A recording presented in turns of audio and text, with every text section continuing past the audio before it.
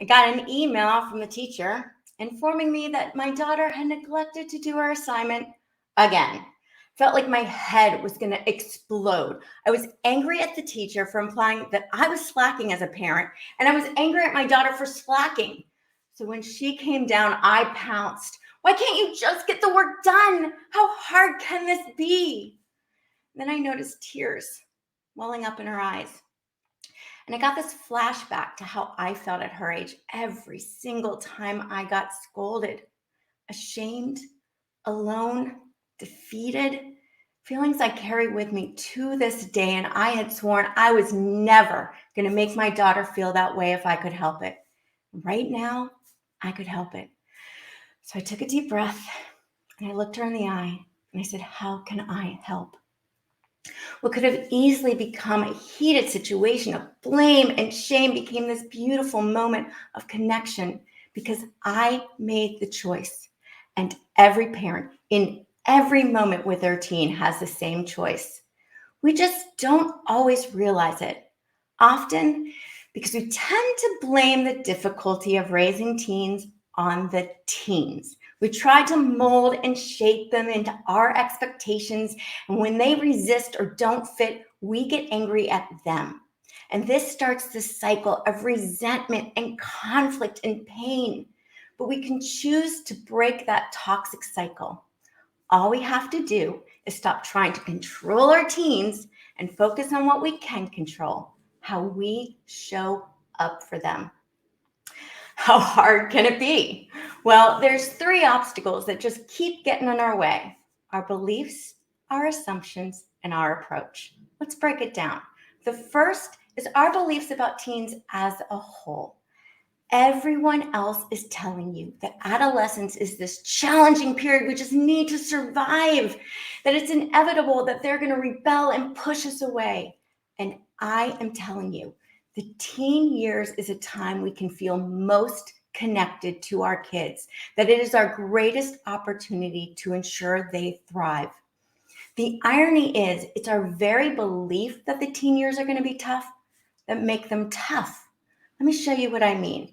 When I say go, look around the room and identify 4 red items. Ready? Go. All right, look at me. Now tell me 4 yellow items you just saw. If you're like most people, you can't unless you peeked. Why? Because there's far too much information for us to process. So our brain hones in on what it deems important and filters out the rest. Now imagine those red items are the behaviors that confirm your belief that your teen is, say, disrespectful, an eye roll, a snarky tone.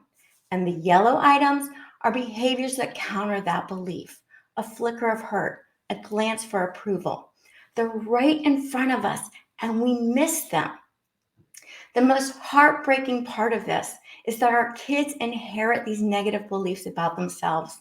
I ask the teens I work with to tell me 3 things they like about themselves and 3 things they don't.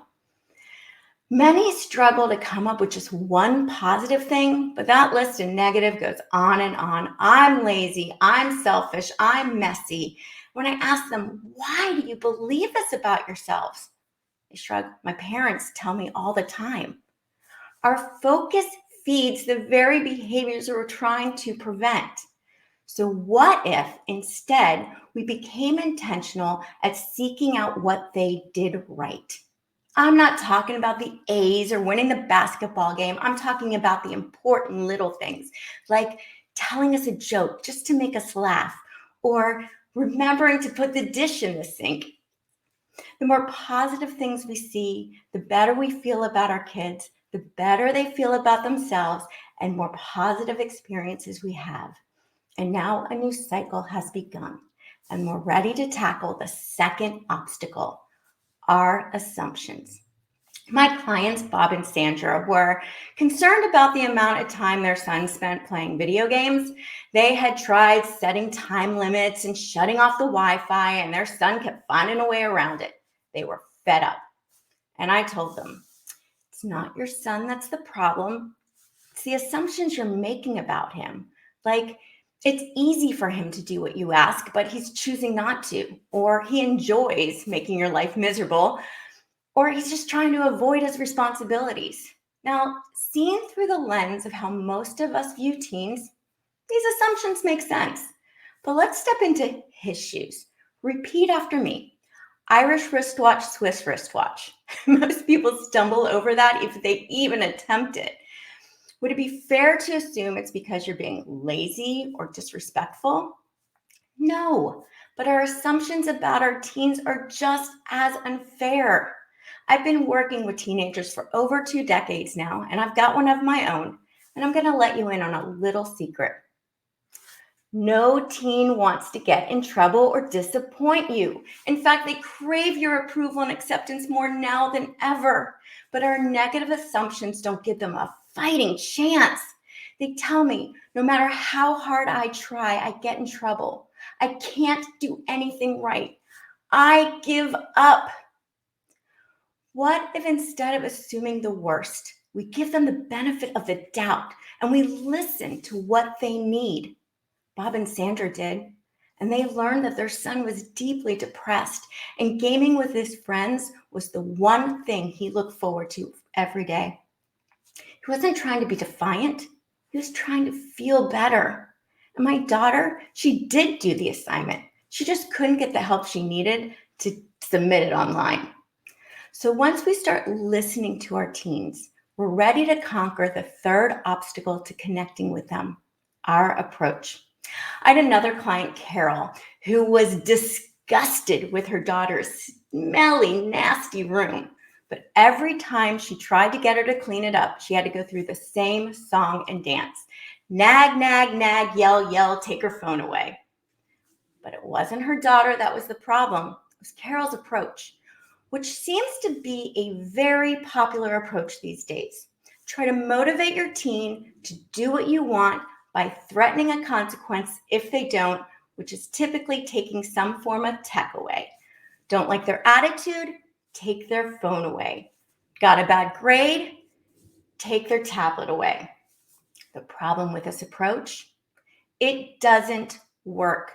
It confuses motivation with manipulation and consequences with punishment. And we've known for decades that punitive parenting does more harm than good. It certainly doesn't help anyone. I mean, would it be easier for you to say that tongue twister if I kept yelling at you or took your phone away when you got it wrong? No. But what if I taught you a strategy to help you succeed? Like prompt your brain with a visual cue. Irish wrist watch, Swiss wrist watch. Irish wrist watch, Swiss wrist watch. Once you have a strategy to succeed, you might actually be motivated to try. After listening to her daughter, Carol learned that it was overwhelm, not laziness, that was getting in her daughter's way. So she helped her out by breaking it down into tiny, manageable tasks, like just start by picking up the smelly socks off the floor and putting them in the hamper. And my daughter and I, we came up with a plan the next time she needed tech support. And when we were done, she gave me a big hug and said, "Thanks, Mom." So the next time you're having trouble with your teen, remember, they're facing their own life tongue twister, and you can choose to believe in them and focus on what they do right. You can choose to assume the best and listen to what they need. You can choose an approach that helps them up to succeed. You can choose how you show up for your teen, and that makes all the difference. Thank you.